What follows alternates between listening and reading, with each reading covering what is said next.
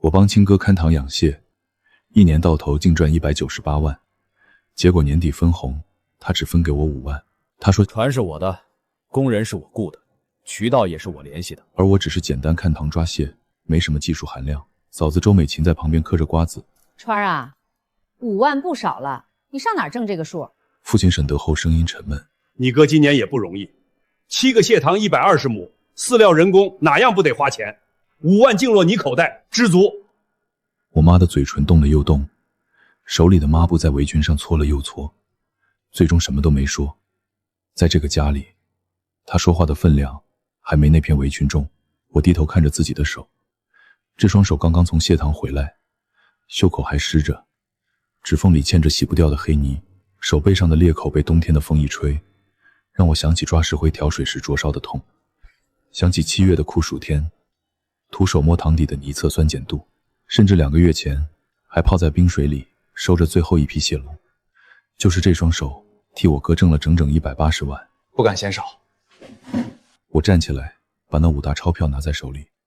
哥，你说的对，塘是你的，渠道是你的，我就是喂个食看个塘，没什么技术含量。5万块，多谢了。我把钱揣进棉袄内兜里，转身往外走。川，大过年的你去哪儿？我停了一步，手套在门框上蹭了一下，发出轻微的橡胶摩擦声。回家。你的家不就在这儿吗？我回我自己的家。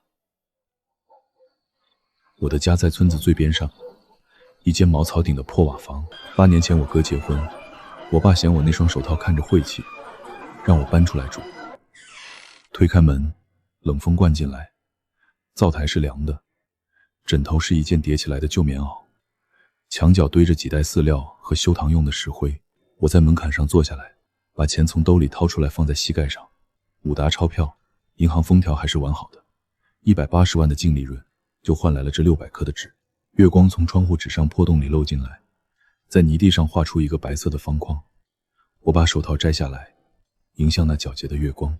这手因为常年跟蟹塘打交道，早就老茧叠老茧，粗糙的不成样子。这也是我被家里人嫌弃的原因。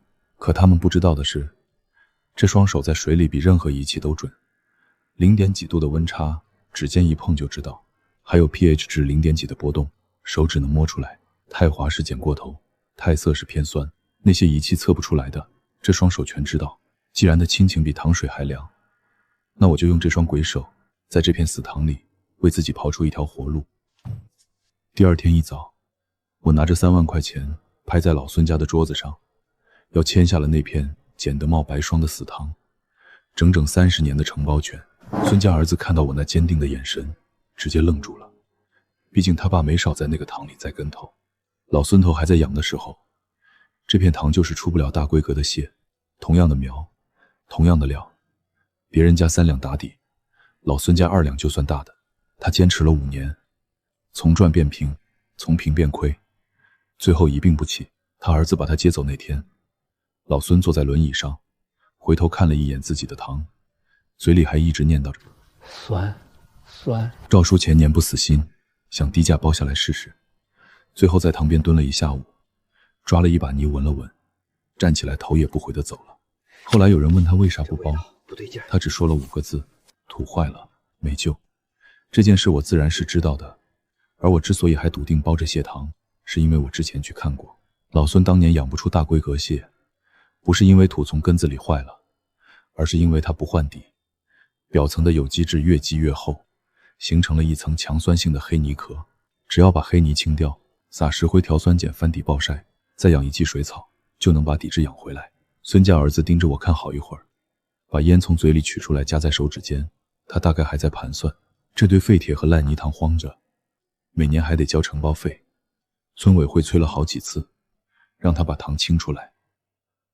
现在有人主动来买，他高兴还来不及。卖是可以，但先说好，那塘什么情况你是看到的，出了事别来找我。一言为定。当天下午，我们签了转让合同，剩下2万块我没存，而是跑了趟镇上农机站，买了2手增氧机和生石灰，准备开始清理废掉的蟹塘。在渔村，没有什么消息是传不出去的，尤其是坏消息。三婶是最先来的，站在堤坝上嗑着瓜子，看我像看猴戏。沈川，你是不是被你哥刺激傻了？那片死塘你也敢要？老孙那年赔成什么样，你又不是不知道。我没理他，继续把防逃网从卷筒上展开。赵叔也来了，他背着手在地上走了2圈，拿脚尖踢了一下我刚搬到塘边的石灰袋子。这孩子真是不撞南墙不回头。那塘的土我摸过，酸的跟醋一样，底子坏了就是坏了，这不是人能救回来的事儿。让他折腾，赔光了就知道回来求我了。到时候让他当我面跪着认错。他旁边的阿强没说话，只是低头看着自己的鞋子，2只手插在兜里，那是他听到不想听的话时的习惯动作。我继续低头干活，铁锹铲进淤泥的声音很闷，扑哧扑哧。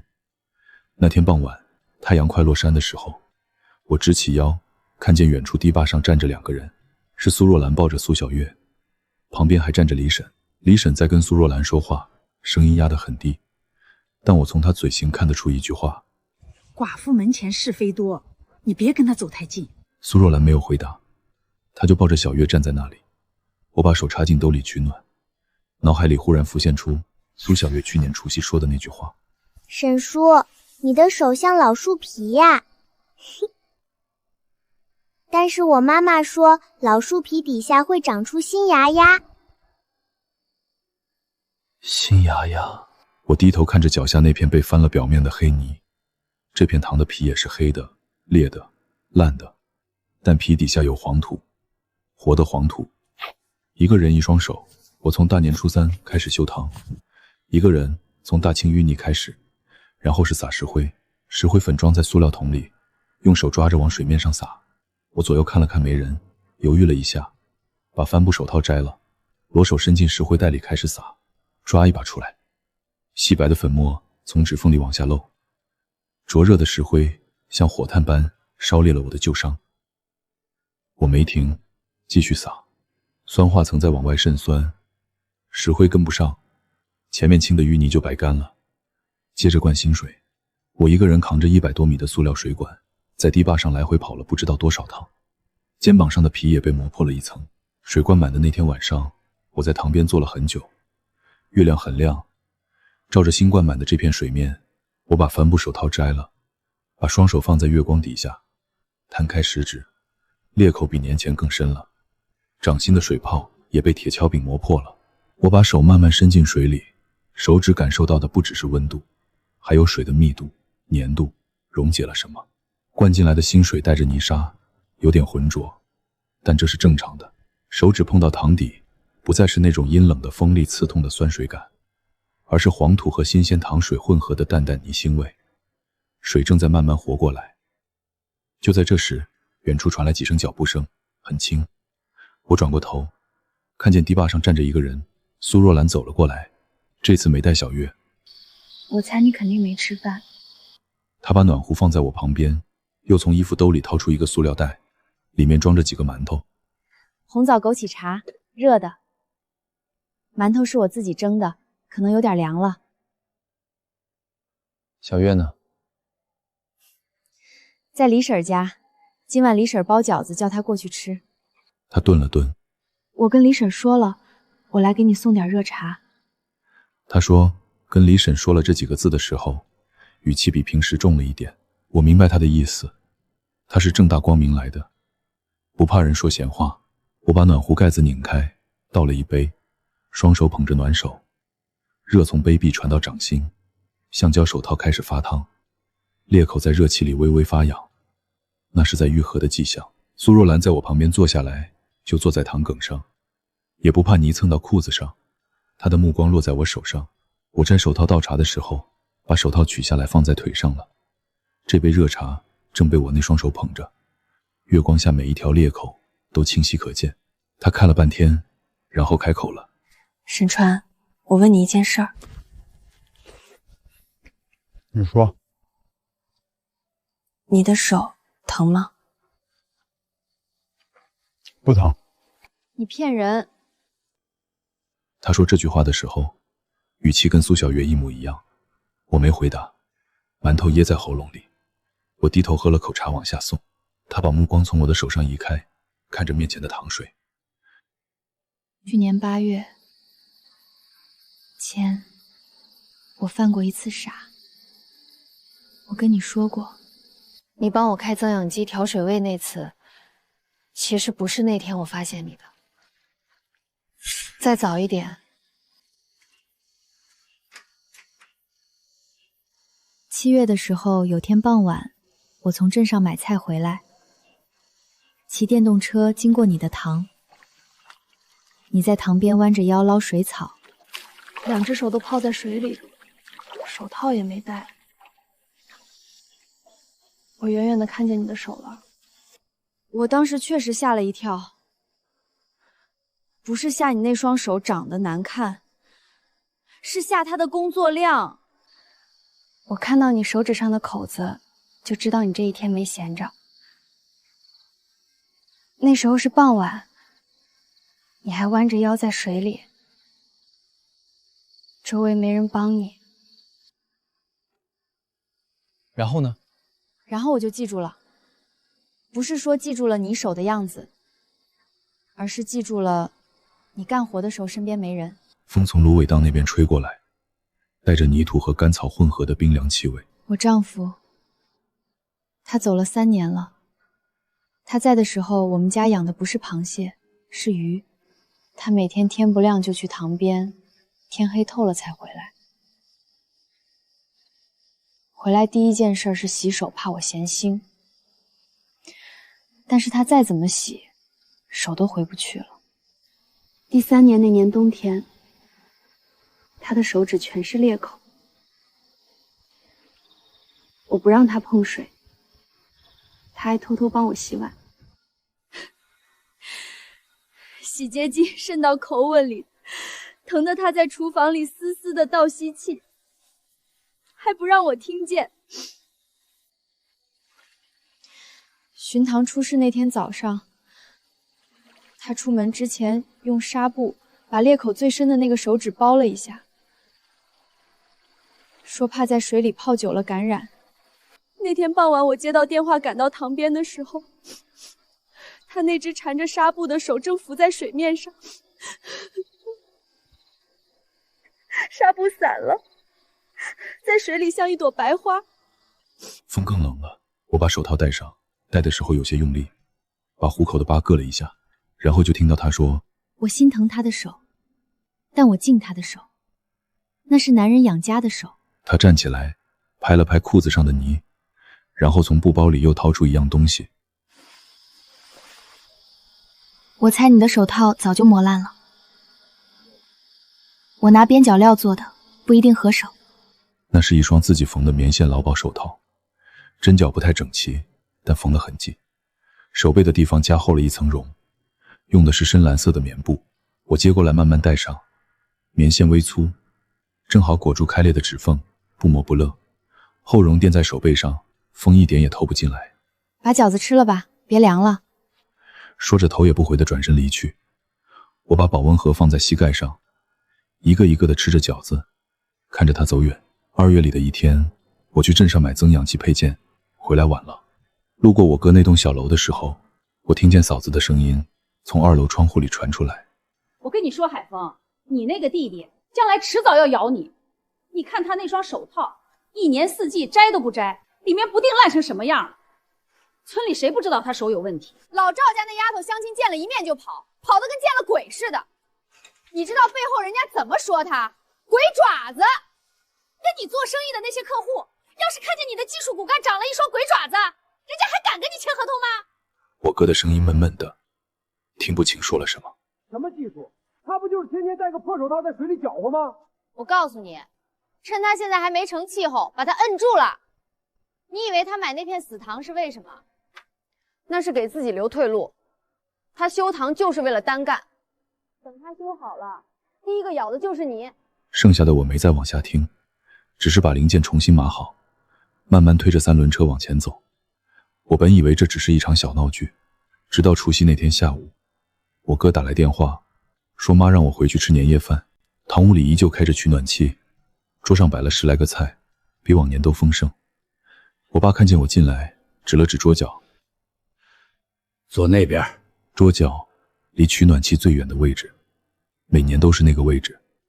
我坐下来，手套放在桌面上，橡胶碰到桌面，发出轻微的摩擦声。我爸见状皱了皱眉。开饭了。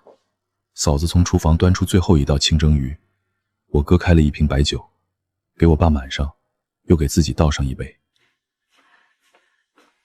给川也倒一杯吧。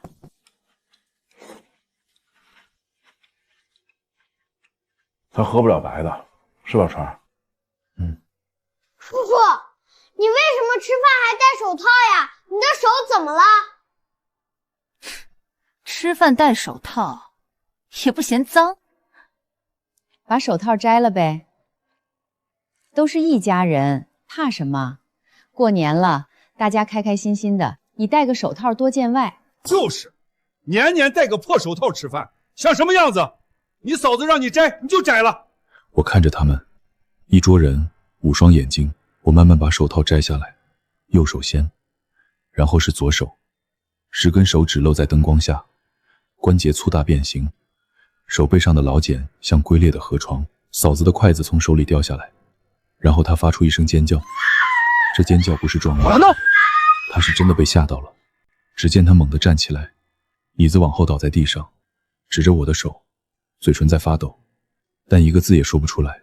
侄子哇的一声哭了，扔了平板往他妈那边跑，侄女也跟在后边，小脸揪成一团，绊到地上的平板摔了一跤，膝盖磕在地砖上，哭得更大声。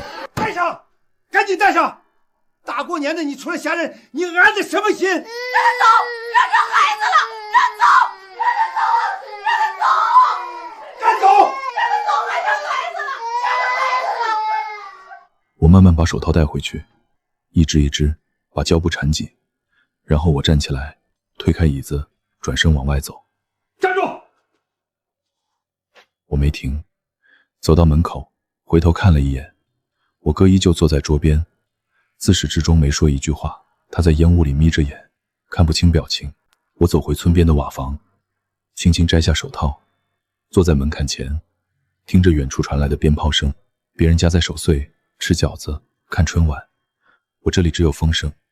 不知道过了多久，一阵脚步声从门外经过，很轻，不止一个人。沈叔，苏小月站在门口，她戴着一条粉红色的围巾，手里的保温盒跟她的身子差不多大。苏若兰跟在她身后，手里还提着一壶热米酒。你们怎么来了？小月非要来，她说沈叔被坏人欺负了，哭着也要给你送热饭。沈叔，你的手疼吗？不疼。你骗人！他用脚把门槛上的血滴印轻轻蹭掉，然后看着我的眼睛，他的眼神和苏若兰一模一样。我把右手伸过去，手心朝上，他低头看了很久，然后他伸出手，把自己小小的巴掌放在我的掌心里。好大呀！沈叔叔的手好像我们教室门口那棵老槐树，那个树的皮也是这样，一条一条的裂开的。老师说那个树活了100多年了。你的手像大树的寿根，看着丑丑的，但是能把小月的手全包住。他把我的手指一根一根掰开，又一根一根合上，来来回回玩了好几次，然后把脸贴在我的掌心里蹭了蹭，像小猫蹭暖炉。树根不会让树倒的，根越深，树越不会倒。沈叔，你的根这么粗，肯定活100年。我胸口仿佛被什么东西撞了一下。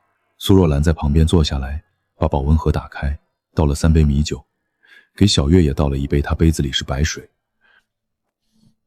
吃吧，过年得有饺子。我拿起筷子，一个一个的吃了起来。饺子是猪肉白菜馅的，里面还放了虾皮，很鲜。苏小月坐在我旁边，2条短腿挂在门槛外面晃荡。她吃着饺子，嘴边沾了一小片白菜叶子。沈叔，等你的新牙长出来，记得第一个给我摸呀。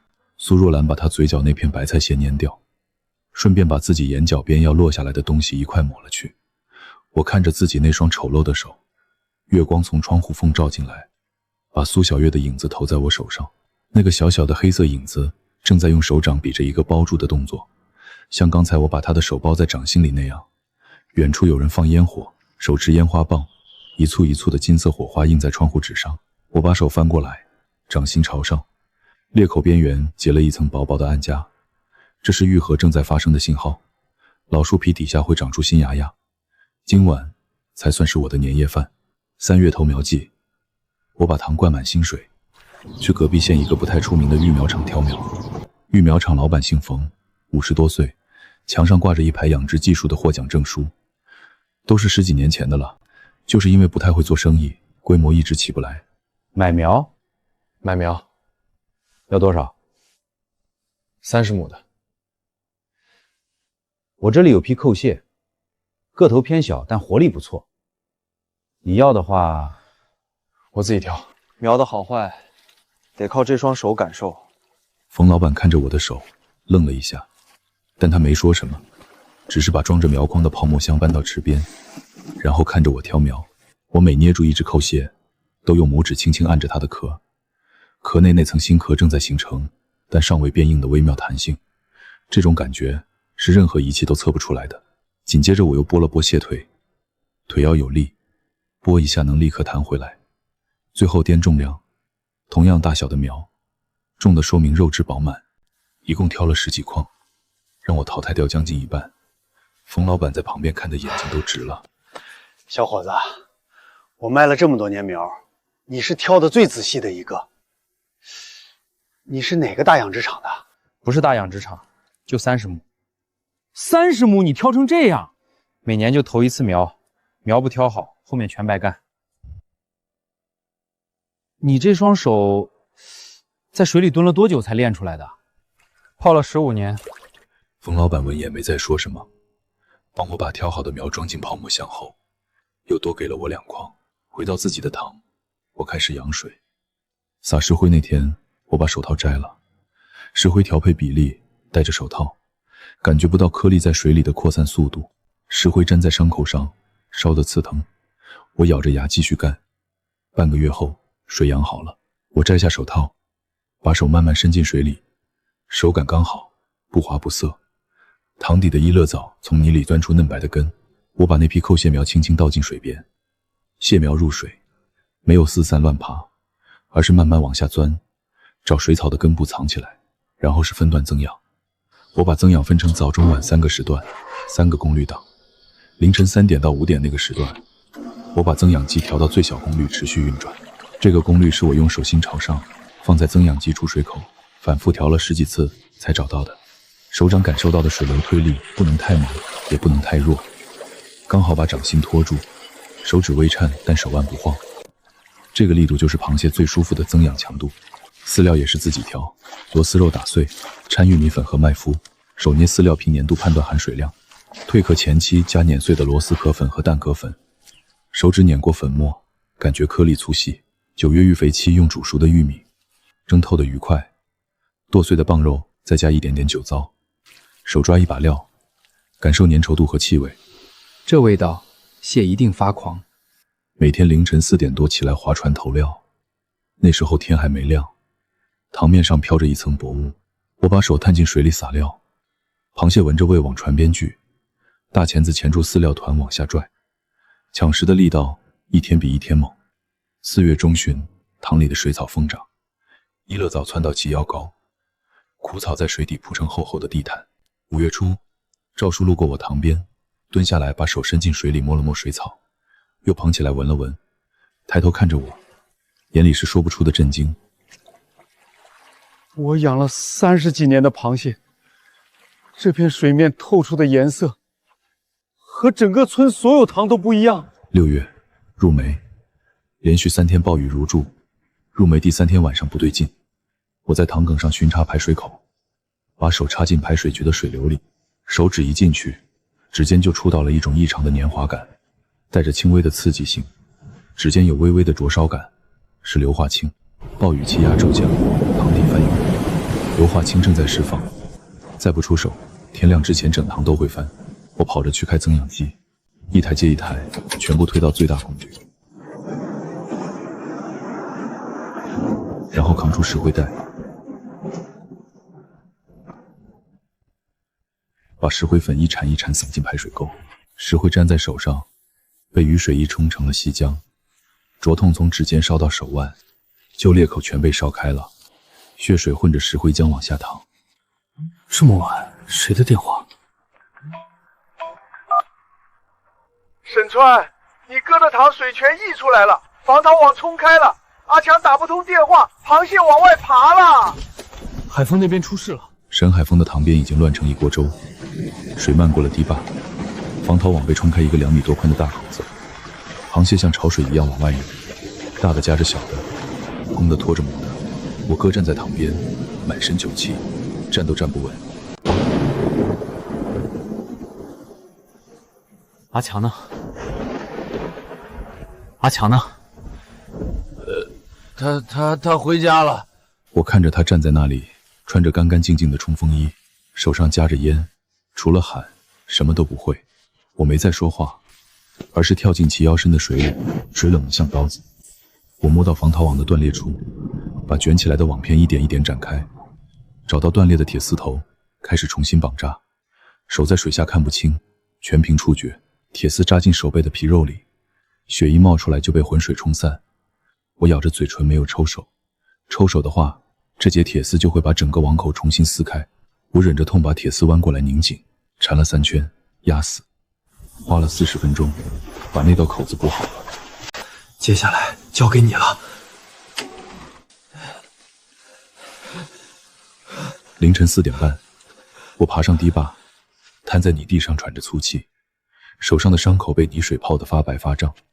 苏若兰打着伞跑过来，她蹲下来看见我那只垂在泥地上的手，手套已被铁丝撕扯掉了，无名指就那样毫无遮掩地对着她。怎么会伤成这样？雨打在她半边肩膀上，然后她把伞直起来，重新遮住我。等我回来。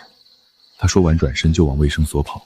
等到天亮，我哥的蟹损失了大概3成，因为防逃网补得及时，保住了7成。我的塘因为提前降了水位，开了增氧，撒了石灰，只跑了几只螃蟹。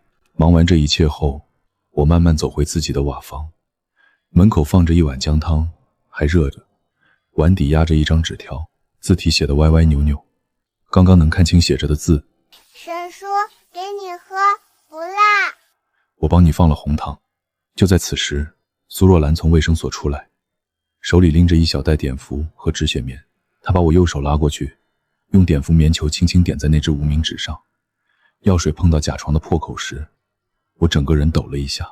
她用嘴唇对着伤口吹了吹气，呼，就那一下，像对小月擦伤膝盖的习惯动作。好了，消毒完了，别沾水。我端着姜汤坐在门槛上，眼泪掉进姜汤里，和姜的辣味一块咽下。暴雨过后没几天，我哥就在村里到处说，那碗旧汤是他的功劳。那晚我在塘上守了一整夜，要不是我反应快，方驾驶亲自下去补网，损失还要翻倍。那肯定嘛，海丰是老蟹农的底子啊。别看沈川那边小塘现在还行，那是新塘，运气好。老塘靠的是经验。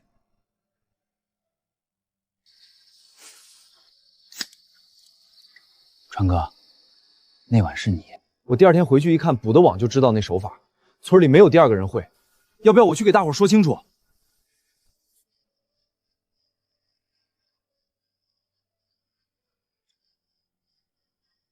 现在还不是时候。8月，10年不遇的极端高温，连续12天，每天38度以上，塘水中午测33度。这个温度下，螃蟹停止进食，体质断崖式下滑。我把行军床搬到了塘埂上，遮阳网在高温到来前2天就拉好了，2/3的塘面被遮住。然后是底层降温，凌晨用井水从塘底慢慢注入。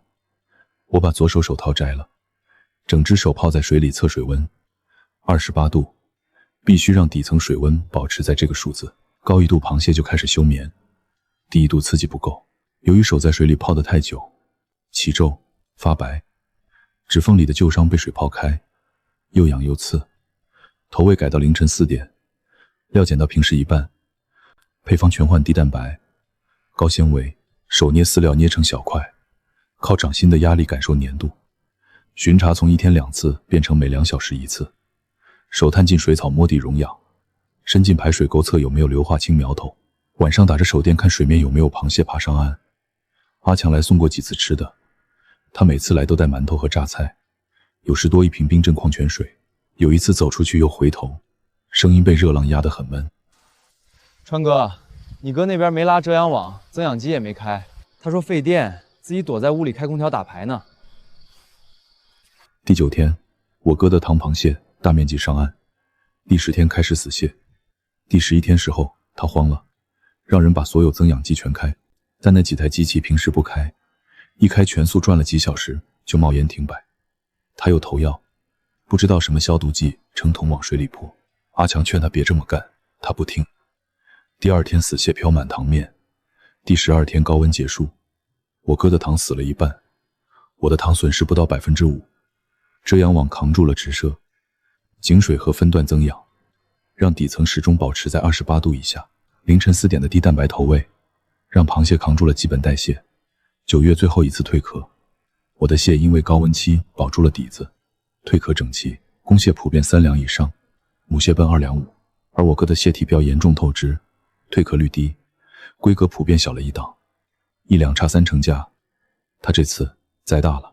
9月20，秋风起，蟹脚痒，我的塘第一次正式开捕，就我自己一个人，穿上下水裤，走进齐膝深的水里，左手提起第一只地笼的网口，右手开始抖网。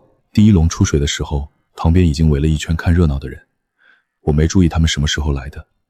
螃蟹倒进大塑料筐里，一个个青壳白肚，金爪黄毛，公蟹螯足粗得像小钳子，母蟹肚脐圆鼓鼓的，轻轻一按，膏黄透过薄壳，隐隐约约能看到橙红色的光。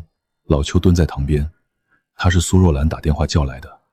他拿起一只母蟹翻看肚脐，又拿起一只公蟹掂分量，然后拇指弹了一下蟹腿关节裆，脆响。他站起来对我说：沈川，这些蟹我全要了。价格呢？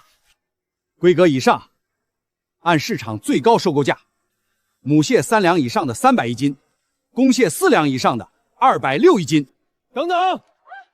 人群后面传来一个声音，我哥挤进来，他穿得很干净，但眼睛下面2团青灰色，眼白里血丝拉得很长。老邱，你是我多年的老主顾，你今年不收我的蟹了？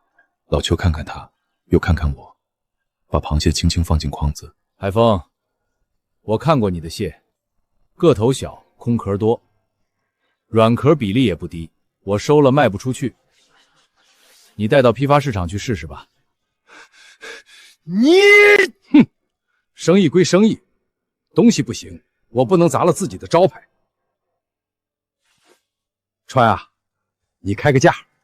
我把手套脱下，在裤子上蹭了蹭手。邱叔，就按市场最高收购价表走，我1分不加。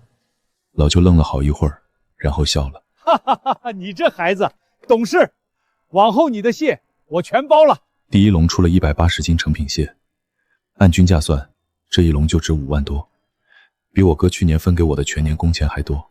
而这只是30亩塘的第一笼，后面还有20天的捕捞期。我哥转身往回走，走了没几步，我看见他抬手在脸上抹了一下，那样子不像是擦汗，因为那天早上凉快得很。9月底，我的蟹出了3批，超过2000斤成品蟹。老邱的货款到账48万，扣除成本，这个塘的净利润稳稳站在50万以上。那晚苏若兰带着小月来，我把那3万块钱借条当面撕了。若兰，你等我。他低头看我的手，眼泪止不住的往下掉，滴在我的手背上，但他没有把手抽回去。沈叔，你要当我爸爸吗？你愿意吗？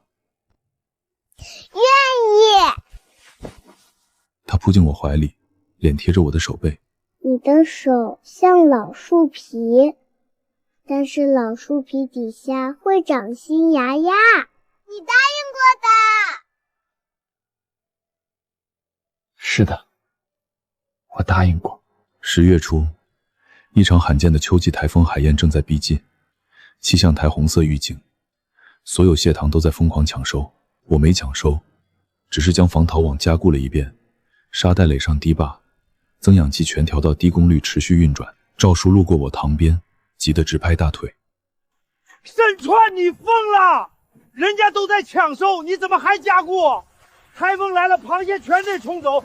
这批蟹还有1成半没完成育肥，现在收规格不够，价格差一大截。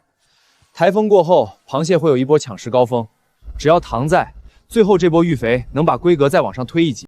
苏若兰抱着小月来了，风把她的头发吹得糊了一脸。若兰，信我。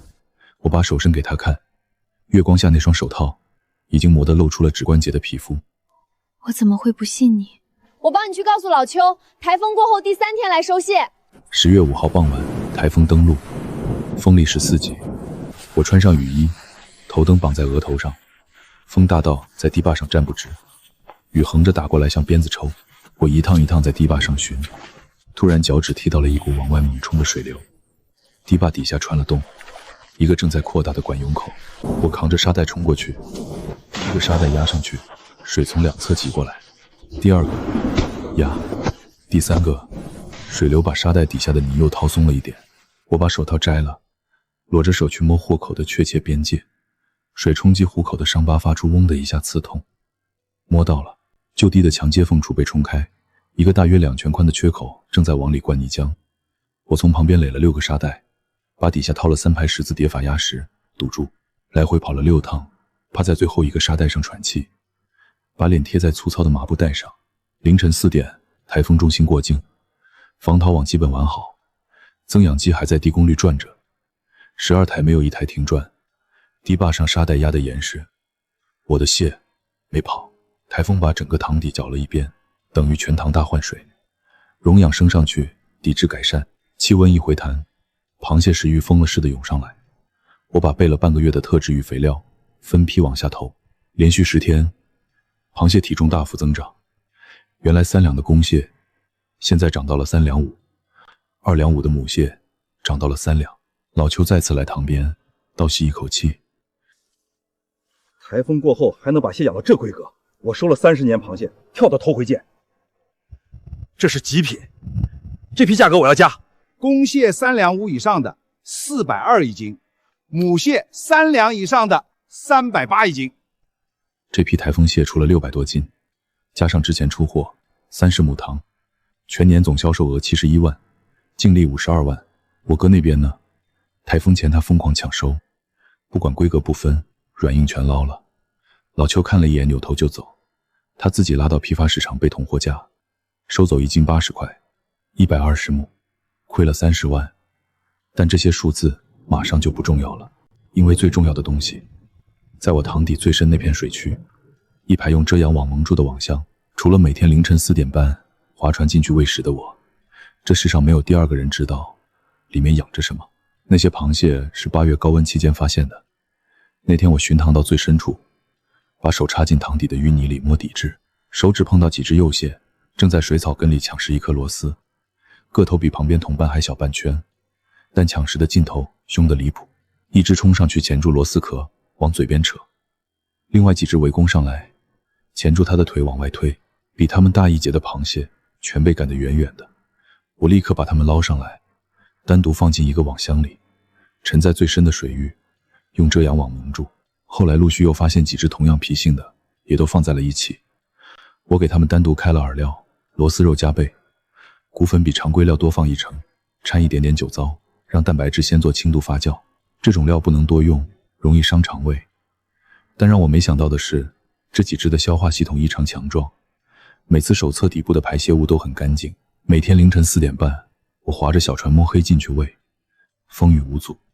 这些螃蟹渐渐开始只认我的投喂手势，手指在水面上划3下，它们就知道开饭了。就这样，它们在网箱里过了整整3个月。台风过后一个清晨，天还没亮透，我就解开第1个网箱绳结，往上提，绳子绷紧的瞬间手臂被往下拽。第1只公蟹8两，第2只8两3，第3只8两7，直到第4只，我单手没拉住，整个人被拽得往前倾了小半步，赶紧双手交错往上拎9两。最后一只，双层加密网笼。网箱出水时，水面翻起一片白浪。我把网笼提到船舱里，掀开遮阳布，那只蟹蹲在笼底，鳌足没有张开，就这样收在身前。它没有慌张，稳得像一块铁针。我伸出双手托起它，鳌足缓缓张开，一直张到比我2只虎口并拢还要宽。上称9两3钱。老邱被我一早的电话叫过来，他看着这只螃蟹一动不动，盯了有大半分钟，然后他的手开始抖，从指尖一直抖到胳膊。他用拇指弹了一下蟹腿关节裆，更脆更响，然后凑近看蟹钳上的锯齿，每一枚都排列均匀，没有缺损。去年阳澄湖出了一只8两的蟹王，拍卖价6万8，你这只923。他没往下说，反而笑了，是被吓得不会正常说话之后的本能反应。12只，全部参加蟹王大赛。12月8号，蟹王大赛在县文化广场举行，全县16个基地的养蟹高手齐聚。上午常规评比，我拿下最佳规格和最佳品质2个单项冠军。下午蟹王评比，别人亮出6两、7两2的蟹，每只都引起低碳。轮到我的时候，我打开密封泡沫箱，从冲洋水里捞出第1只8两，全场安静。第2只8两3，评委席上张教授摘眼镜。第3只8两7，老邱死死抓着栏杆。第4只9两，张教授站起来凑近看壳上生长纹，这个正儿八经自然长出来的看壳上生长纹，一圈一圈，喂激素催不出这个。最后一只9两3，全场安静了将近5秒，然后炸了。本届蟹王沈川，9两3钱清蟹，拍卖环节，9两蟹王被香港买家16万8千块拍走，其余11只总拍价超32万，全年总收入突破120万。我捧着奖杯走下台，苏若兰抱着小月，站在人群最外面，哭得全花了。我把奖杯递到小月手里，她举着奖杯扭头朝所有人喊：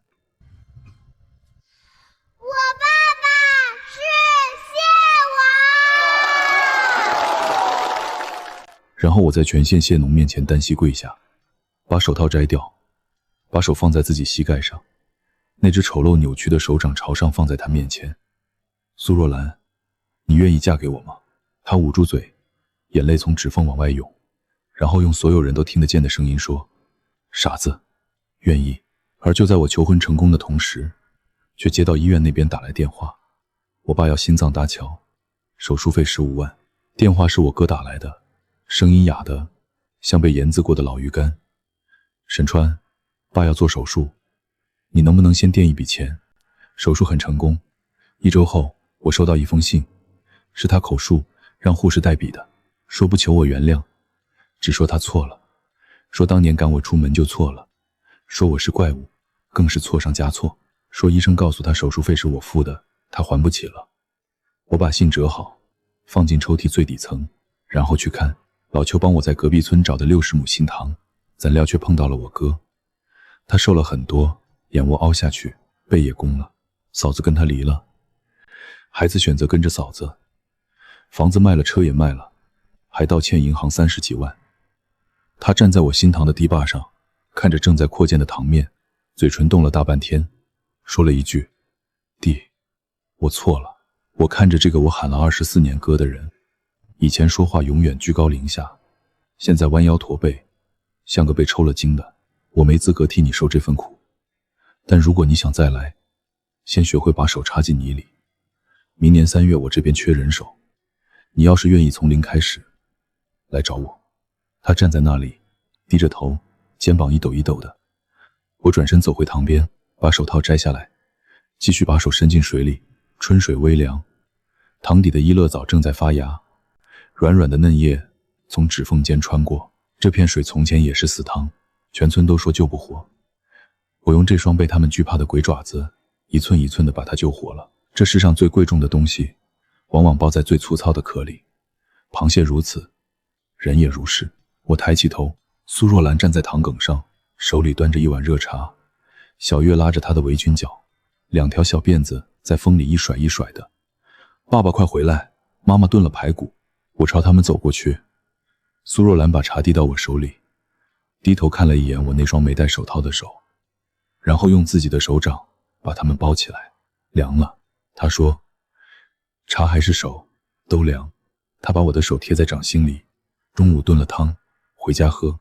小月在前面跑，跑着跑着回过头来大喊，爸爸，你的手今天没戴手套。不好看吗？好看。他脑袋一歪，像大树的根，大树不会倒的。我笑了。阳光打在水面上，亮得像秋天的蟹膏。初春的风从我耳边吹过，带着腥咸的海水味和新翻泥土的气息。春天又要来了，3月该投苗了。秋风起时，这片塘会出新蟹，出得最好的那几只会去下一届蟹王大赛的展台上。我对于蝉联挺有信心，因为我不仅有这双手，我还有一个家。